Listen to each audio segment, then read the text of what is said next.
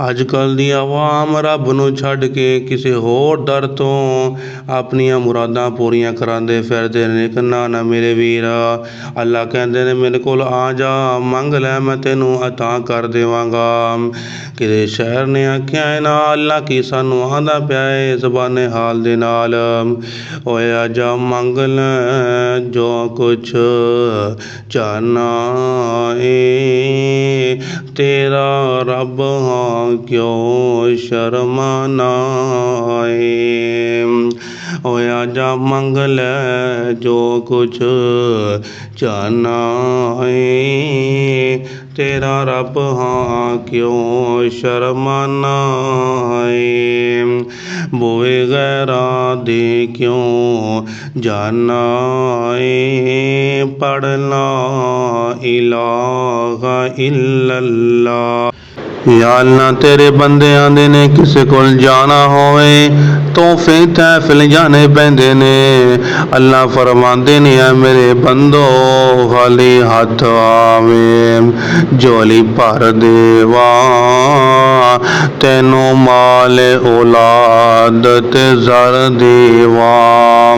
ओ खाली हाथ आ जा तू, ओ खाली हाथ आवे झोली भर देवा, तैनू माल औलाद ते ज़र देवा। तेरी हर मुश्किल हल कर देवा, पढ़ ला इलाहा इल्लल्लाह। या अल्लाह किसे बाबे कोल जाना होए, किसे बाबे कोल जाना होए, किसे पीर कोल जाना होए किराया लगता है। कसूर जाना होए बुल्ले शाह किराया लगता है। लाहौर जाना होए बाबे कोल किराया लगता है। या अल्लाह तेरे कोल आन लग्या किन्ना किराया लगता है। अल्लाह फरमांदे ने मैनू मिलन नू लगदा किराया नहीं, मैं कोई दूर महल बनाया नहीं। मैनू मिलन नू लगदा किराया नहीं, मैं कोई दूर महल बनाया नहीं। चौकीदार भी कोई बैठाया नहीं, पढ़ ला इलाहा इल्लल्लाह।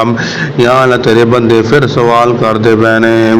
या अल्लाह डॉक्टर सारे रात नू सो जाते ने, सारे हकीम सो जाते ने, या अल्लाह तू ही किते सो जाता होएगा। अल्लाह फरमांदे ने ना ना मेरे बंदे, रवा जागदा मैं कदी सौंदा नहीं, राखी जग दी करा अगलाउंदा नहीं।